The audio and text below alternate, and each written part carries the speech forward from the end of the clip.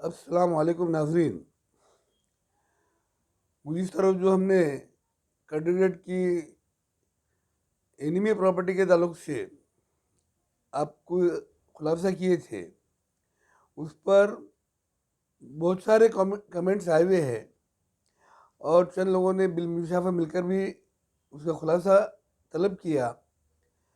और हमारे उगला भाइयों में भी बहुत सारों ने कहा कि ये नया कानून कौन सा है, का है, क्या है। तो सबको हमने उस वक्त वजाहत तो कर दी, लेकिन सबकी ख्वाहिश के मुताबिक इनेमी प्रॉपर्टी का पार्ट 2 आज हम आपकी खिदमत में पेश कर रहे हैं।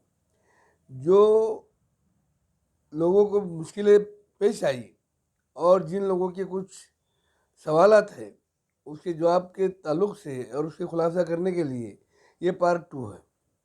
दोस्तों, इनेमी प्रॉपर्टी के ताल्लुक से अपने मौलाना आज़ाद हाई स्कूल जामा मस्जिद के पास यहाँ पर एक खान आदिल अहमद बोल के अकाउंटेंट है, हमारे मुलाकातियों में से है। इन्होंने मिलकर वजाहत की कि क्या भाई, इनामी प्रॉपर्टी का आपने तो बतलाया कि कुछ होगा नहीं, गवर्नमेंट ने तो पीआर कार्ड में से हमारे नाम निकाल दिए और गवर्नमेंट का नाम लगा दिए, अब क्या होगा। इससे ताल्लुक़ से मैं आपको ये बतलाना चाहूँगा कि एनिमी प्रॉपर्टी जो है उसके ताल्लुक से वो कार्रवाई है। आपकी प्रॉपर्टी की एनिमी प्रॉपर्टी नहीं तो की हुई कार्रवाई गलत है, पहली बात। दूसरी बात यह है कि 7/12 या पीआर कार्ड ये आपके मालकी हक का पुरावा नहीं है, मालकी हक का सबूत नहीं है। ऐसा मैं नहीं कह रहा हूँ, ऐसा सुप्रीम कोर्ट ने कहा। सुप्रीम कोर्ट के कई फैसले हैं जिसमें सुप्रीम कोर्ट ने वाज़ेह किया कि 7/12 या पीआर कार्ड ये जो है तो मालकी हक के पुरावे नहीं होते। फिर मालकी हक का पुरावा क्या होता है, मालकी हक कैसे साबित करेंगे हम। तो मालकी हक एक तो ख़ानदान दर ख़ानदान चले आता है, जिसको मिरूसी जायदाद बोलते हैं, वंश परंपरागत मालमत्ता बोलते हैं। ये एक पुरावा है उसका मालकी हक का। दादा के नाम पे थी इसलिए पोते के नाम पे आई, बेटे के नाम पे आई, ऐसे जो चलते आया, ये है वंश परंपरागत रीत्या आपके नाम पे जो है तो ट्रांसफ़र हुए और आप उसके मालिक हैं। मिरूसी जायदाद है, ख़ानदान दर ख़ानदान आपके नाम से वो मुंतकिल होते रहे। अभी इसमें जो है दूसरा तकसीमनामा, आपके दादा की प्रॉपर्टी है, पहले उनके दादा की औलाद में तकसीम हुई, उसके बाद में औलाद की औलाद में तकसीम हुई और आज यहाँ तक की आई। तकसीमनामा एक मालकी हक का पुरावा है। खरीदी खत यानी जो कुछ भी खरीदी बिक्री का व्यवहार होता है और वो रजिस्टर्ड किया जाता है या सेल एग्रीमेंट किया जाता है, वो जो डॉक्यूमेंट्स है, वो जो दस्त है, वो भी आपका मालकी हक का पुरावा होता है। बख्शिश पत्र है, हिबानामा है, या आपके वसीयतनामा है, ये जो चीज़ें हैं ये मालकी हक के पुरावे होते, मालकी हक के सबूत होते। मालकी हक का पुरावा पीआर कार्ड या 7/12 नहीं है, वो सिर्फ एक लेवी वसूल करने के लिए गवर्नमेंट के पास में हथियार है और कुछ भी नहीं है। गवर्नमेंट जो लेवी वसूल करती है उसके लिए वो एक हथियार है। आपकी टैक्स की रसीद भी आपका मालकी हक का पुरावा नहीं होती, लाइट का बिल भी मालकी हक का पुरावा नहीं होता, लेकिन ये सपोर्ट करते, मालकी हक को सपोर्ट करते कि भाई आपकी मालकी है इसलिए आपको लाइट मिला, आपकी मालकी हक है इसलिए आपको नल मिला, आपकी मालकी मिल्कियत है इसलिए आप उसका टैक्स भरते। ये जो है उसकी सपोर्टिंग डॉक्यूमेंट्स है। मेन डॉक्यूमेंट जो मालकी हक का होता है वो अभी जो मैंने आपको बतलाया कि भाई रजिस्ट्री की कॉपी है, हिबानामे की कॉपी है, वसीयतनामे की कॉपी है, तकसीमनामे की कॉपी है, ये जो है ये सब जो है तो मालकी हक के पुरावे हैं। अब जो गवर्नमेंट ने आप लोगों के नाम निकाल दिए और गवर्नमेंट का नाम उसके ऊपर लगा लिए, ये गवर्नमेंट की कार्रवाई गलत है। अब इस कार्रवाई को हमारे पास में एक फैशन बन गया, 4 लीडर मिलते हैं, एक वकील पकड़ते हैं, हाई कोर्ट में चले जाते हैं या सुप्रीम कोर्ट में चले जाते हैं। होता क्या है, हाई कोर्ट को जो इख्तियार है उतने ही काम वो करता, सुप्रीम कोर्ट को जो इख्तियार है वो उतने ही काम करता। रीट पिटीशन जो होता, जो चीज़ को कायदे में कोई प्रोविजन नहीं है उसके लिए रीट पिटीशन दाखिल किया जाता। अब आपका नाम हटाने के लिए कायदे में प्रोविजन है, तो फिर उसकी अपील क्या करेंगे आप? आपके नाम जो है हटा दिया सिटी सर्वे ऑफिसर ने। अब सिटी सर्वे ऑफिसर के आर्डर को आप चैलेंज क्या हाई कोर्ट में करेंगे? एकदम गलत है। वकील के पास में तो भाई मैं भी वकील है, मेरे पास में कोई आएगा भाई हाई कोर्ट में केस डालना है, मैं बोलूँगा चलो ठीक है डाल देता, मैं दे दो फीस। ऐसे हमारे दूसरे वकील भी करते। लेकिन उसकी सही जगह जो है, तो आप लैंड रिकॉर्ड में जो सुप्रीडेंट है लैंड रिकॉर्ड के, उनके पास में अपील करो, डिस्ट्रिक्ट सुप्रीडेंट के पास में। उसका भी नहीं हुआ तो फिर डिविजनल सुप्रीडेंट के पास में करो, उसके पास में नहीं होता डिविजनल के पास में तो फिर आप मंत्रालय में करो। ये उसके स्टेप है और आपको वो स्टेप से जाना पड़ेगा। अब सुप्रीम कोर्ट में जाओ या हाई कोर्ट में जाओ, कुछ दिन तक आपकी तारीखें चलेंगी, उसके बाद में हाई कोर्ट बोल देगा भाई 3 चीज़ें बताएंगे वो, 3 में से कोई भी एक तो बोलेगा आप थ्रो प्रॉपर चैनल आओ, आपको रेमेडी है उसमें आप जाओ, रेमेडी है तो इधर आने की जरूरत नहीं, रीड करती नहीं आती, या तो आपकी रीड खारिज कर देगा या डायरेक्शन देगा सिटी सर्वे ऑफिसर को, ये क्या है डिसाइड करो, फैसला दो। तो हाई कोर्ट ने बोलने के बजाय तुम खुद जा सकते हैं ना, क्यों हाई कोर्ट का इंतजार कर रहे तुम? हाई कोर्ट में जाना तुम्हारे लिए जरूरी नहीं है, सीधे से जो है तुमको यहाँ पे रास्ता है कि अपील करना उसकी थ्रू प्रॉपर चैनल। अब वो अगर नहीं होता फिर बाद में देखा जाता, कोर्ट ने साबित करके बतला देना। मैं आपको औरंगाबाद की एक प्रॉपर्टी ऐसी बतलाता हूँ जो जिसको इवेक्यू प्रॉपर्टी बोल के गवर्नमेंट ने लेने की कोशिश करी, वो है मोमिन आरिफ साहब की दरगाह की प्रॉपर्टी।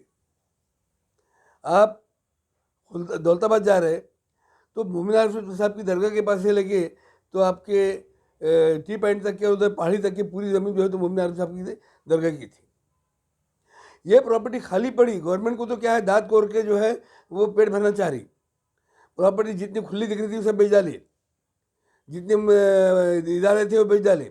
अब कहीं नहीं मिल रहा कुछ तो चलो कट की ज़मीन तो भी बेच के कुछ पैसे मिल जाएंगे, ये सोच के जो है अभी ये गवर्नमेंट के काम चालू है।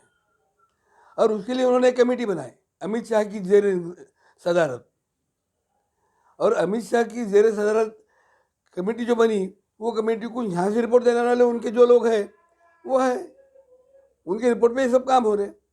लेकिन आपको चाहिए कि आपको उसको रोक लगाने के लिए आप थ्रू प्रॉपर चैनल जाओ, मोमिन आरिफ साहब की दरगाह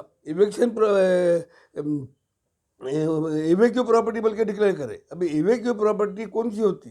जो लोगों ने प्रॉपर्टी यहाँ की छोड़कर पाकिस्तान चले गए, बांग्लादेश चले गए या कहीं भी चले गए, लेकिन इंडिया और पाकिस्तान की जब तकसीम हुई उस टाइम में गए, वो टाइम में जो प्रॉपर्टी छोड़ के गए और उनका यहाँ कोई वारिस नहीं है, ऐसी प्रॉपर्टी को इवेक्यू प्रॉपर्टी बोलेंगे।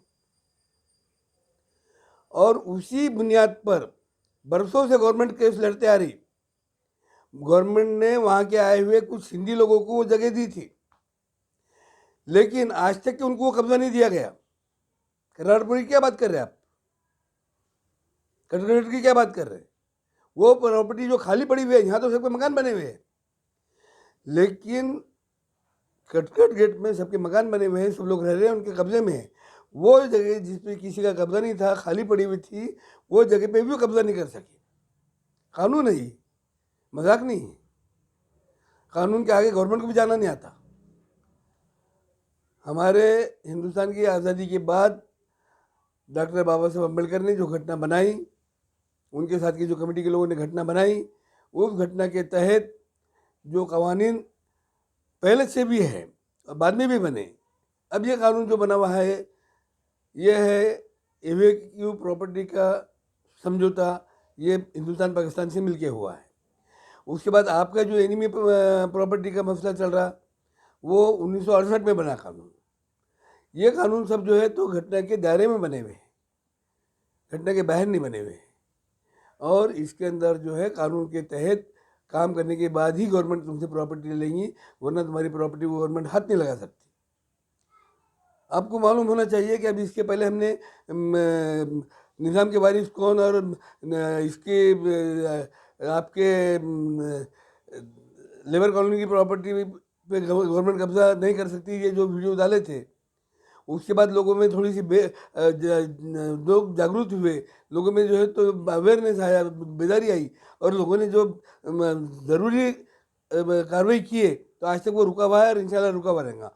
पर उसको खुद बोले थे उन्होंने कि कल जो दम कब्जा ले रहे, जैसी वो बात आई तो फिर दोबारा जो है तो हमारे रफ़ीक भाई वगैरह वहाँ की लेबर कॉलोनी के कॉरपोरेशन को कोर्ट को गए, कॉरपोरेशन से कोर्ट से नोटिस ला के कलेक्टर को दिए, म्यूनसिपल कमिश्नर को दिए, हो गया मामला ठंडा। आप अगर कभी लापरवाही करेंगे तो आपका कुछ भी नहीं होगा। अल्लाह ताला गाफिल की मदद नहीं करता, आप ये बात समझ के लो। अगर आपको आपकी प्रॉपर्टी बचाना है, आपको बेदार रहना पड़ेगा, आंखों में तेल डाल के काम करना पड़ेगा और सही ढंग से काम करना पड़ेगा। आप हाईकोर्ट और सुप्रीम कोर्ट जाएंगे तो उनके जो इख्तियारात है वो अपने इख्तियारात के मुताबिक काम करेंगे। रीट का इख्तियार होता, जो कानून में प्रोविजन नहीं है उसके लिए रीट होती, जिसके लिए प्रोविजन है उसके लिए हाईकोर्ट भेज देता वापस नीचे। टाइम बर्बाद करके मतलब नहीं आता। इसलिए जो है आप तमाम से मेरी गुजारिश है, मैं समझता हूँ कि अब मेरा ये बोलने के बाद में आपका जो कंसेप्ट है वो क्लियर होगा वहाँ, और आप लोग खुद जो है इसके लिए आपकी पसंद का, आपकी हमेशा की जो ताल्लुकात का वकील है उसको पकड़ो और उस वकील के ज़रिए से जो है आप सीधे से लैंड रिकॉर्ड में उस पीआर कार्ड को चैलेंज करो, उस पर अपील करो। अपील के लिए मुदत रहती, बाद में डिले कंडोन देना पड़ता, डिले कंडोन मंजूर नहीं हुआ तो फिर वो मामला ख़त्म हो जाता।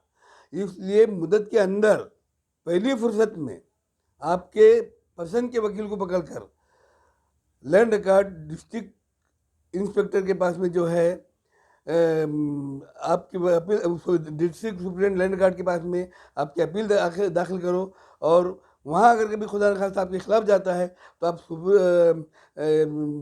डिविजनल इंस्पेक्टर, डिविजनल डायरेक्टर जो है, रीजनल डायरेक्टर लैंड रिकॉर्ड, उसके पास में अपील करो। उसके पास में खुदा न खास्ता नहीं होता है तो आपको गवर्नमेंट है, ये बरसों तक के चलने वाला है और आपके हक में आने वाला है। जब भी होगा तो आपके हक में आएगा इंशाल्लाह ताला। इसलिए जो है तो आप तमाम से गुजारिश है कि आप जो है सही ढंग से सही जगह, जो लाइट का बटन है वही बटन दबाओ तो आपको उजाला होगा।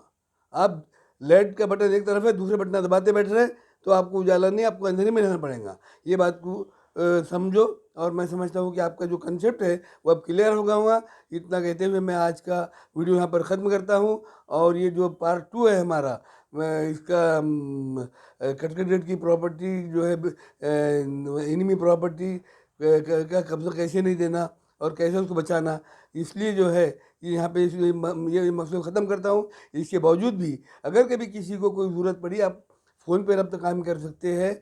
आप जो है तो कमेंट्स बॉक्स में जाके आपके कमेंट्स लिख सकते हैं और खुलासा तलब कर सकते हैं। इतना कहते हुए रुख्सत लेता हूँ। खुदा हाफिज़।